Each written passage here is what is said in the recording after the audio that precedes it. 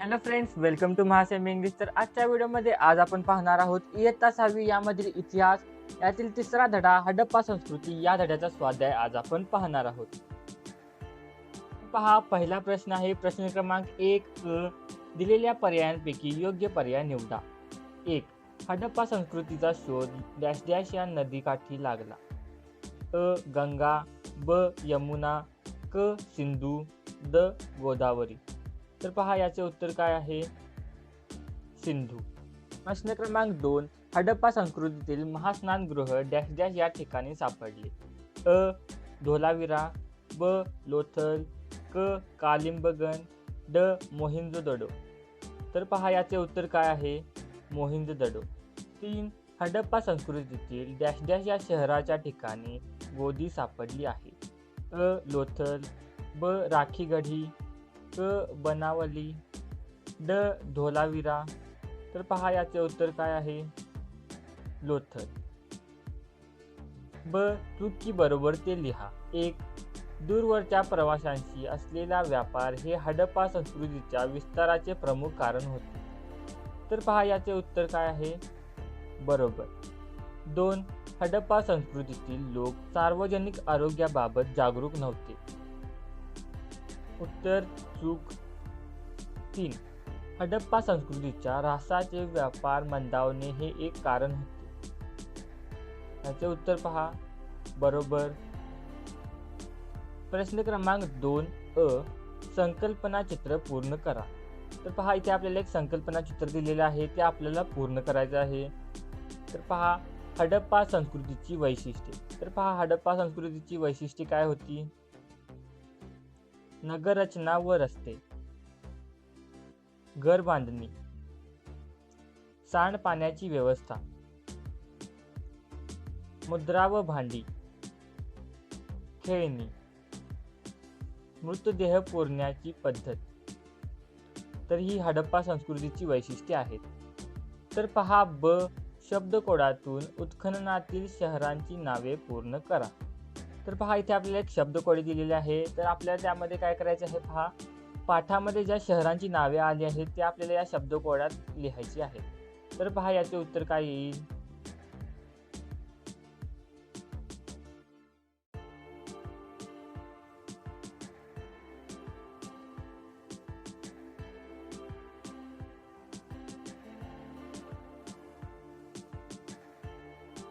तर पहा, हे या शब्दकोड्याचे उत्तर आहेत.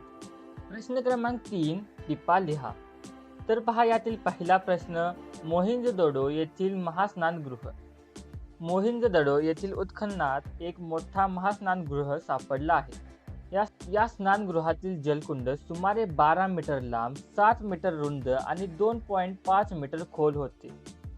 कुंडातील पाणी पाझरू नये म्हणून ते आतून पक्क्या विटांनी बांधले होते. त्यात स्वच्छ पाणी भरण्याची आणि दूषित पाणी बाहेर काढण्याची उत्तम व्यवस्था होती. 2. हडप्पाकालीन वस्त्रे व दागिने. हडप्पा संस्कृतीतील लोक सुती व रेशमी कपडे वापरत असत. त्यांच्या पोशाखात गुडघ्यापर्यंतची वस्त्रे आणि उपरणे यांचा समावेश असे. स्त्री आणि पुरुष दोघेही विविध प्रकारचे दागिने वापरत असत. दागिन्यांमध्ये हार, कर्णभूषणे, बाजूबंद, बांगड्या, अंगठ्या आणि कंबरपट्टा यांचा समावेश होतो. हे दागिने सोने, चांदी, तांबे, शिंपले आणि रंगीबेरंगी मोत्यांनी बनवलेले असत. 3. हडप्पाकालीन कला आणि मनोरंजन. हडप्पा संस्कृतीतील लोक माती, धातू आणि मौल्यवान दगडांपासून सुंदर वस्तू बनवण्यात कुशल होते. उत्खननात कास्य धातूची नर्तकीची मूर्ती आणि मोहिंजोदडो येथील राजा धर्मगुरू यांची दाढी असलेला दगडी पुतळा सापडला आहे. मातीची भांडी बनवून त्यावर लाल रंगाच्या पार्श्वभूमीवर काळ्या रंगाने माशांचे खवले, पिंपळपान आणि एकमेकात गुंफलेले वर्तुळ त्यांची नक्षी काढली जात असे. मनोरंजनासाठी मातीची खेळणी, उदाहरणार्थ चाकावर फिरणारी गाडी, भिंगरी, शिट्टी, प्राण्यांची प्रतिकृती बनवली जात असे. प्रश्न क्रमांक 4. पाठातील नकाशाचे निरीक्षण करा व प्रश्नांची उत्तरे लिहा. 1. भारतातील राजस्थान या राज्यातील हडप्पा संस्कृतीचे कोणतेही एक स्थळाचे नाव लिहा. उत्तर कालिबंगन. भारताच्या आंतरराष्ट्रीय सीमेबाहेरील हडप्पा संस्कृतीच्या कोणत्याही एका स्थळाचे नाव लिहा. उत्तर मोहिंजोदडो. 3. मंडा हे हडप्पा संस्कृतीचे स्थळ कोणत्या नदी तीरावर आहे. उत्तर चिनाब नदी. 4. दायमाबाद हे हडप्पा संस्कृतीचे स्थळ वर्तमान काळातील भारतातील कोणत्या राज्यात आहे. उत्तर महाराष्ट्र. प्रश्न क्रमांक 5. खालील प्रश्नांची सविस्तर उत्तरे लिहा. 1. हडप्पा संस्कृतीतील सुसूत्र नगररचना ही आजच्या शहरांच्या नियोजनासाठी आदर्श कशी ठरू शकते हे स्पष्ट करा. उत्तर नियोजित घरे व रस्ते. हडप्पाकालीन शहरांचे रस्ते रुंद असून एकमेकांना काटकोनात छेदत असत, ज्यामुळे चौकोनी मोकळ्या जागांमध्ये पक्क्या विटांनी मजबूत घरे बांधली जात.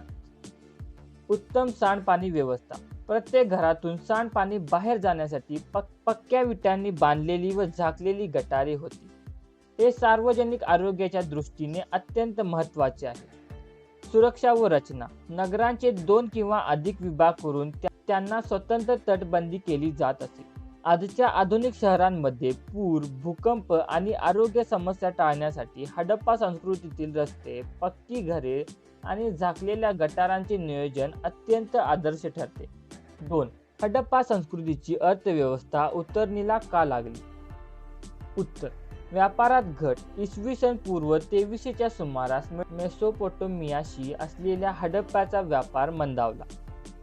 राजकीय अस्थिरता. मेसोपोटेमियामध्ये सार्गनच्या काळानंतर राजकीय अस्थिरता निर्माण झाल्याने सागरी व्यापार हळूहळू थांबला.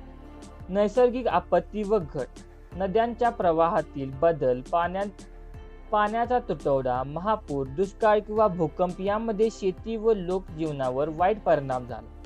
व्यापार मंदावल्यामुळे शहरांची अर्थव्यवस्था घसरली.